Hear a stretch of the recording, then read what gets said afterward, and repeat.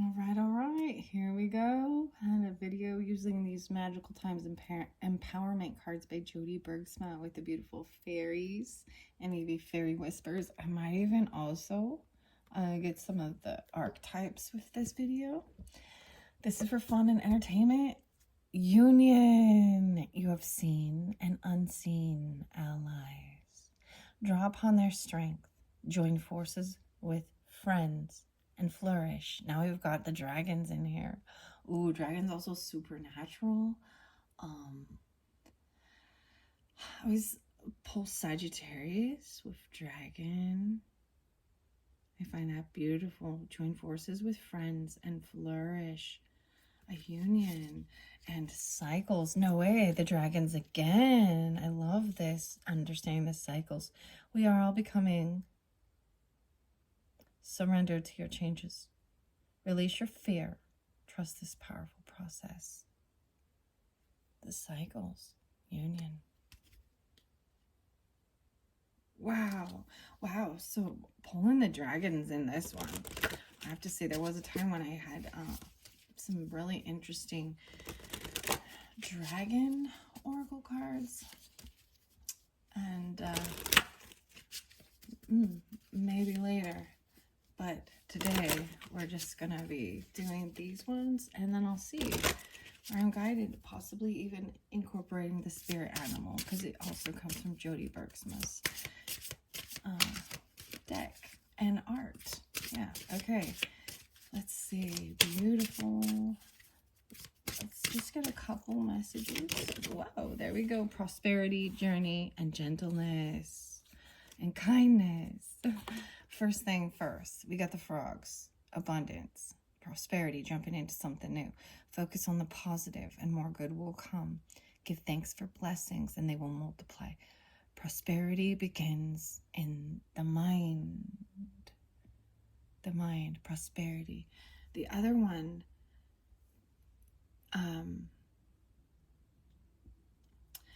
there's a yogi tea that says there is no prosperity without gratitude. Give thanks for the blessings and they will multiply.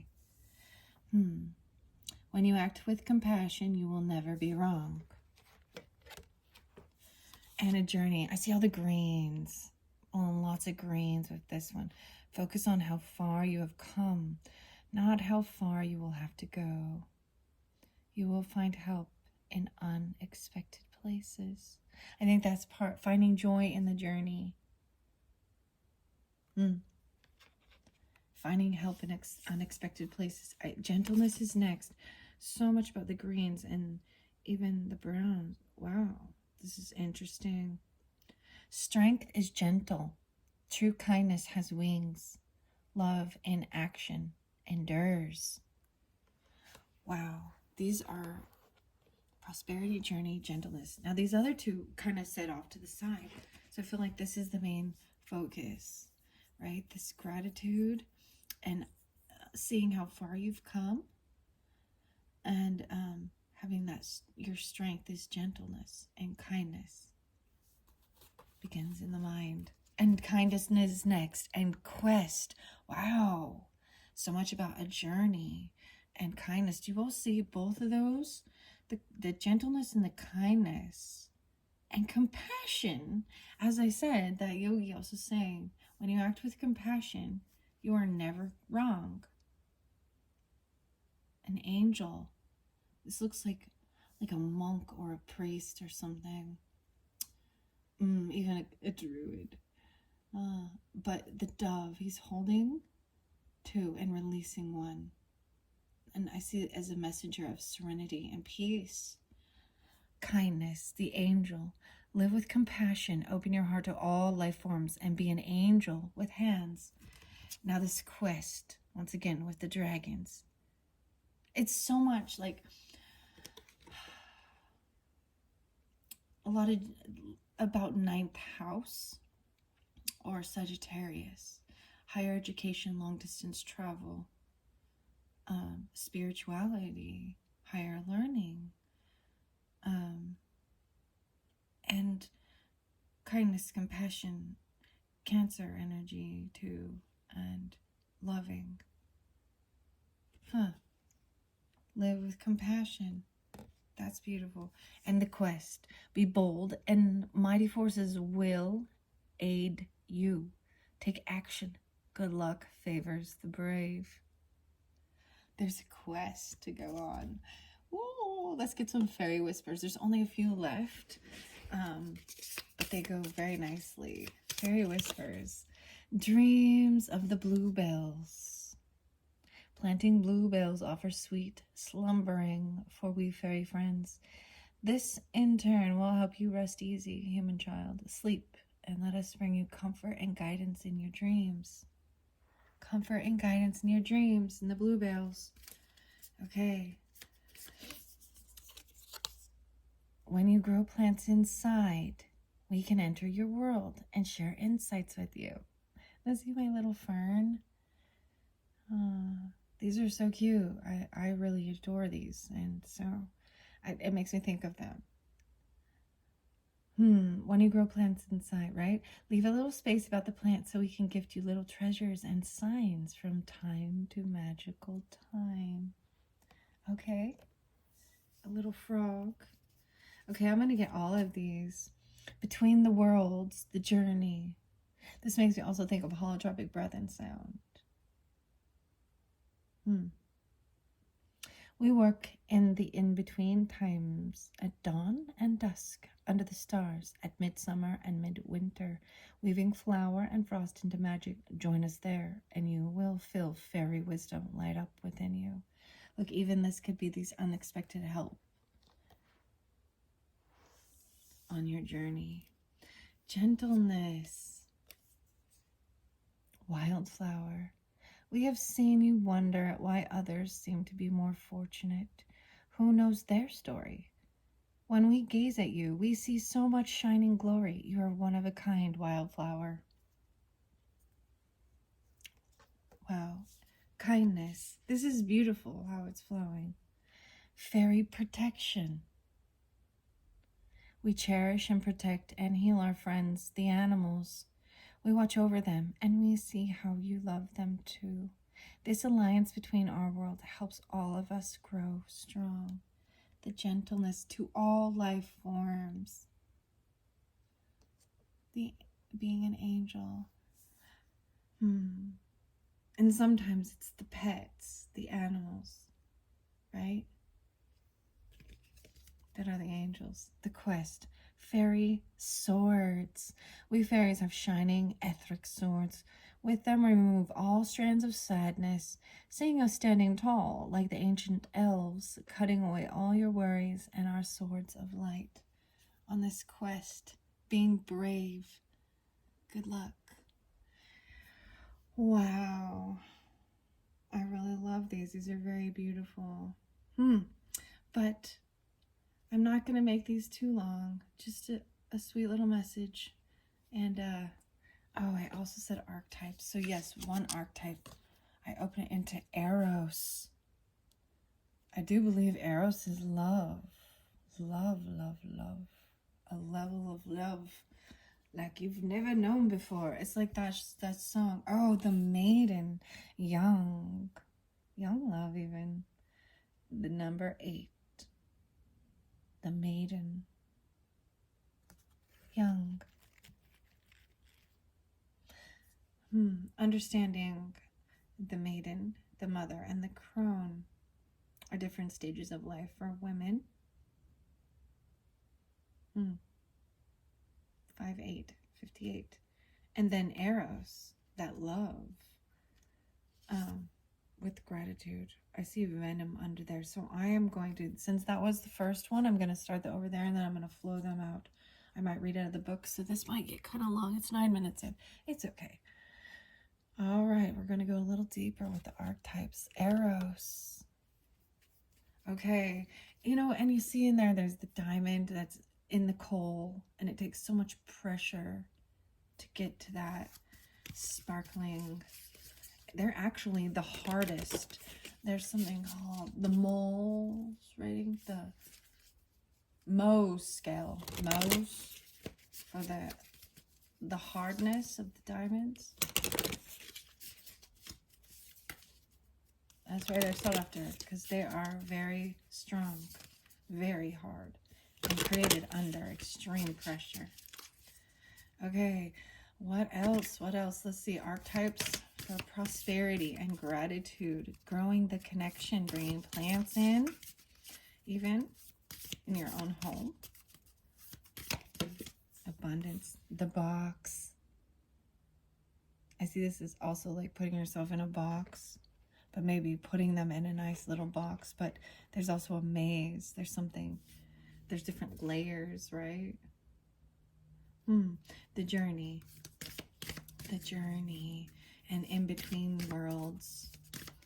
Getting an unexpected help along the journey. Whoa, there's quite a few. There might be a storm. We've got a storm and the mentor. Right? Fairy wisdom. The storm. The mentor. The tear. And the ocean. So I'm flowing these through. The mentor. Gentleness. We have seen you wonder at why others seem so fortunate. You're one of a kind, wildflower. Gentleness. Working with gentleness. Being a mentor that's kind, compassionate, and very gentle. Kindness, the tear, even showing that empathy.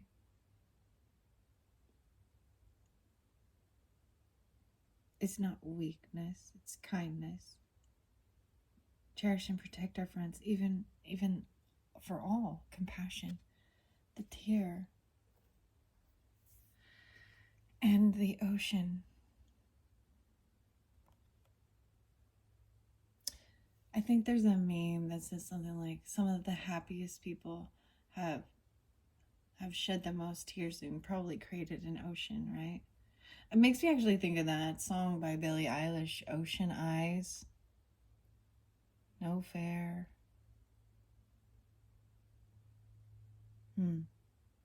35. Wow. The quest. The ocean. The journey.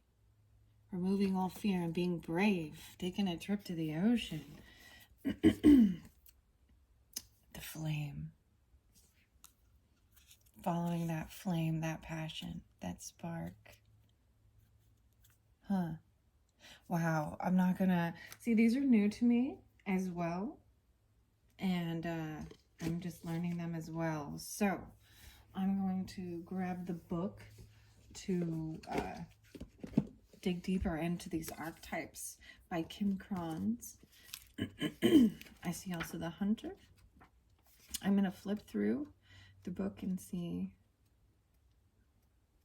if I can see the ocean. So I'm starting with the ocean, the quest. 35 on page 132 and 133. When in light, deeper than deep, big dreams and discovery.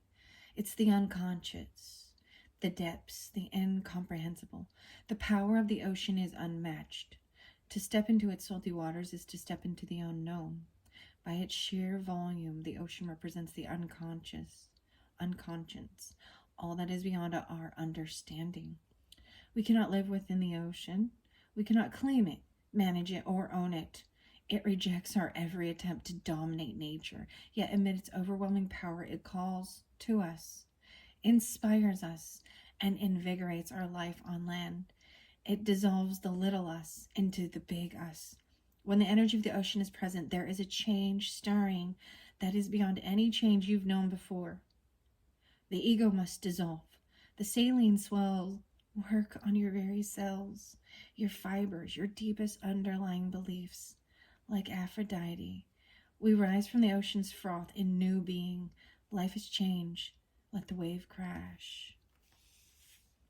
The ocean displays every emotion without shame. To witness its glassy moonlit surface and its unforgiving storms is to know the full spectrum of the human experience. Study waves. Touch their surface. Get in the water, no matter where you live. Each drop is part of the whole. The ocean is in every tear. Wow. This is like fill you up with like, wow. Like you can feel the emotion starting to swell. It's beautiful. Okay, the tear, the kindness. You see, what a beautiful flow. Really, really. Okay. Let's see. I'm going to flow through these. I know the box is another place. That's where prosperity's the box, the cage, the rules, the norm. Okay. When in light there is structure, order, coherence, and logic. When in dark, there is limitation, rigidity, judgment, fear.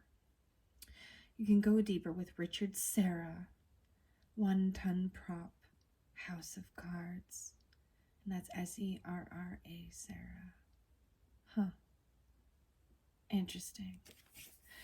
I listened to some Fleetwood Mac today, so that made me think of that. So, Sarah, when you build your house, call me.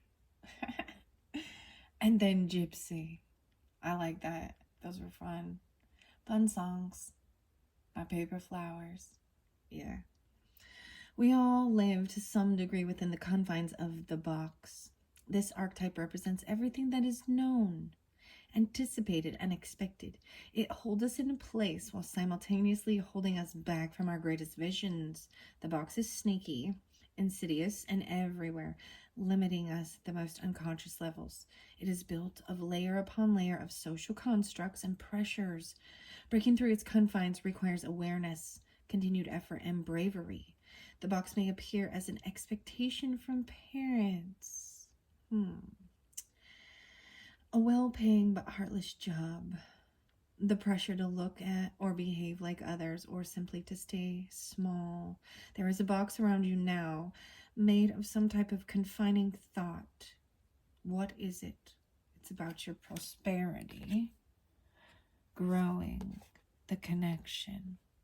Focus on the positive and be grateful.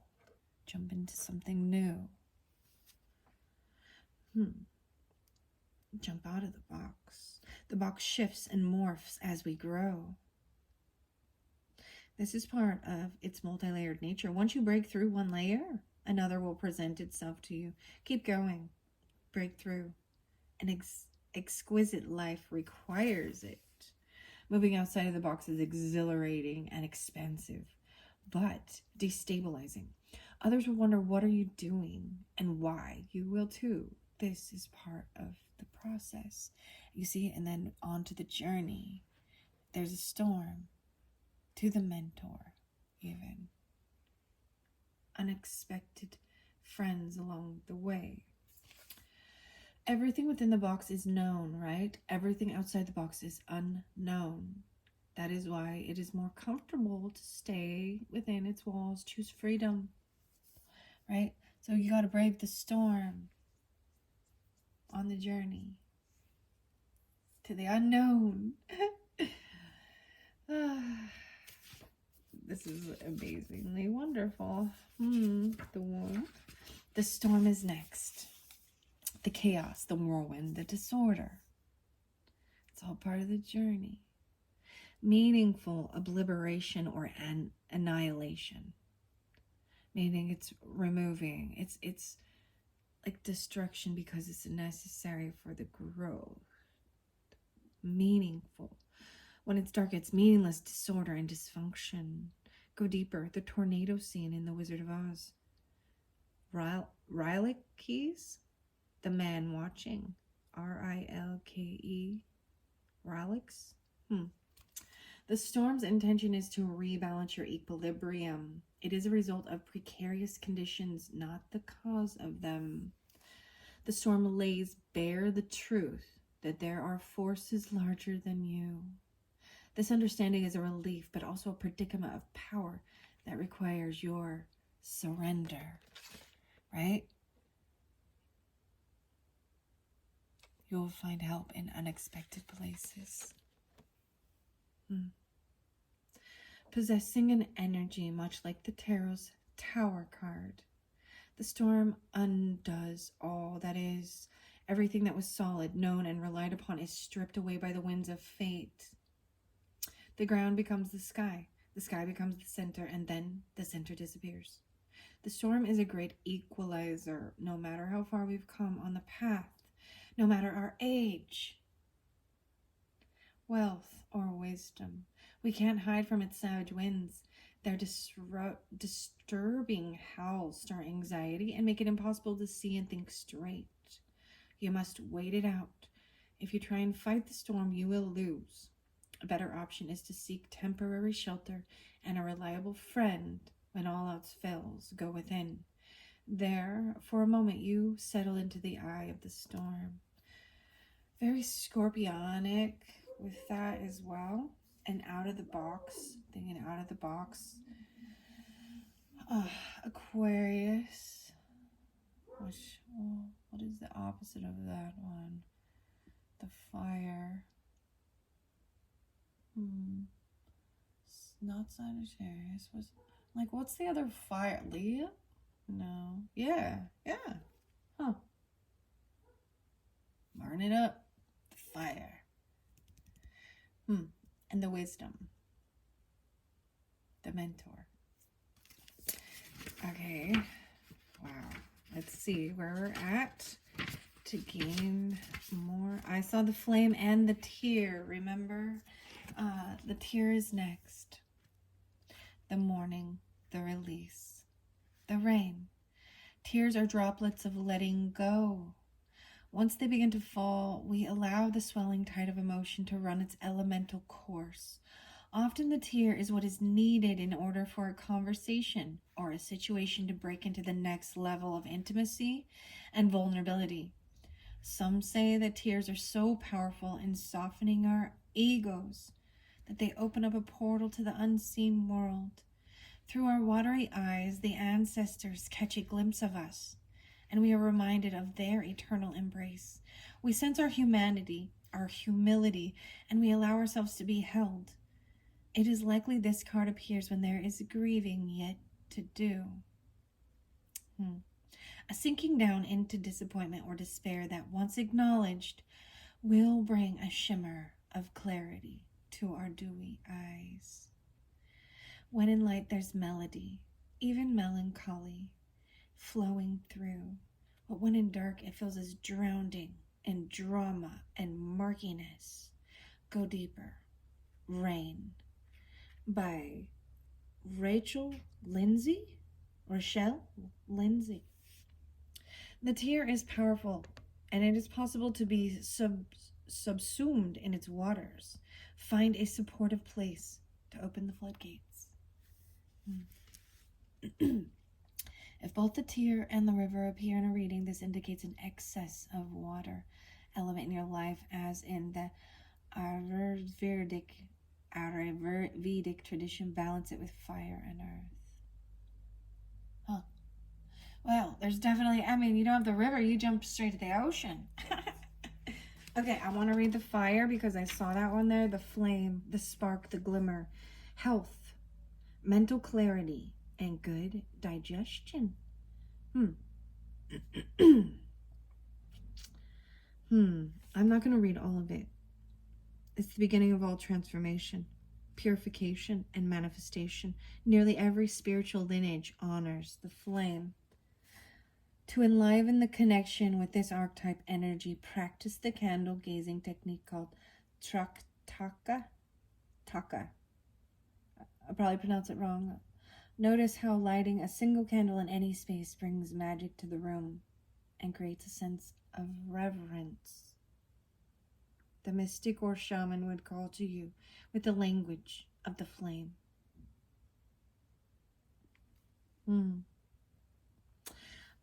Think of this card as a call to reignite that fire, to cup your hands gently around those things you've forgotten, and protect the flame, no matter how harshly the winds around you blow. It could be an inner archetype that begs you to light its wick. It's likely the poet, the mystic, or the shaman. Wow, okay. Let's go to, we have Eros. The mentor I have read, in the archetype one is very beautiful, but it is an art. The mentor is someone who knows exactly what someone needs for growth. And each individual is unique and different. It looks as though this archetype is working with gentleness, this mentor,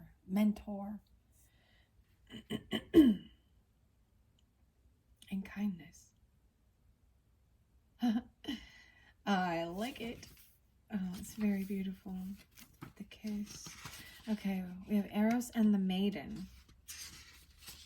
And I think that I've read basically all of them. Eros, here we go. This one is the Eros. Love as desire, eroticism and sensuality, passion, playfulness, and sexual health. When in darkness, there's madness, projection, and obsession. Go deeper with the Love Sonnet 11 by Pablo Neruda, or Basket of Figs by Ellen Bass. Plato reminds us that Eros can be experienced as platonic love. It is activated when we witness beauty and truth in the world, when our barriers soften. The Hindu goddess Lalita, she who plays, can help activate Eros energy. She is also known as Empress of Desire. Though Eros can be depicted as unbridled sexuality and eroticism, or more contemplative understanding of this archetypal energy leads us to the root of desire itself. What do we long for? Why are we awakened by love? What makes us hesitate in the face of intimacy? Eros reconnects us with the primal longing to merge with another human being. Nature, music, art, plants, food, or anything that we perceive we are separate from. Eros allows us to momentarily unite. Union.